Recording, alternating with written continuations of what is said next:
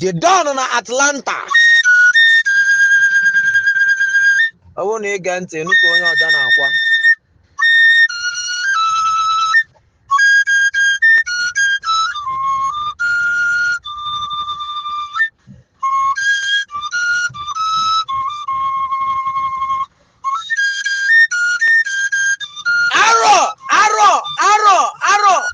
Dedon na Atlanta odogwu na-agụ arọ.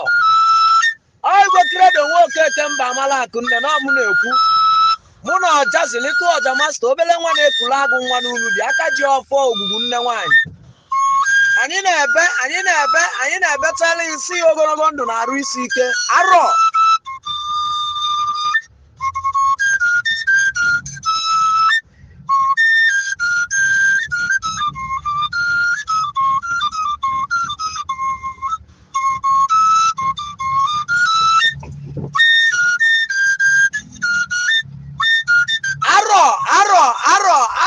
Igwe Dedon nwanri na-aka naghị na-ekene n'oye na afọ na nkwọ. Wasị na ọ chọrọ nke ọ ga-emeghị n'elu ụwa ọdachi ekwekwe n'ebe. Ọkwa n'okwu ekwuru nwa oyi.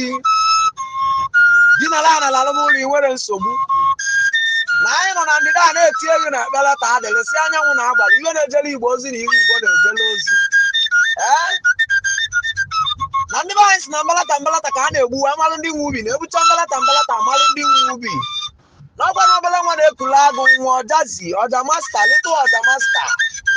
N'anya ji ọja wee na-ekwulu ha okwu na-ekwunyelu ha okwu. Arọ si ịwa n'aka nri gị wata mma ịwa n'aka ekpe gị watakwanụ mma. Biznes ya na-agakwanụ anyị azụkwana abịa na Krismas a na-abago sizin udo obodo. Na o nwere ihe ọzọ a na-ekwu okwu enwe ka o si gbagbojuo ya anya ikwu ọ bụrụ vidiyo kọl akpọ ọgba afa mara ihe ji nkịta ọnwụ n'ọnya ka anyị na-ekwu wee sị na ọ ga-adịrị gị mma gị nwere aṅụrị na ị nwere nsogbu.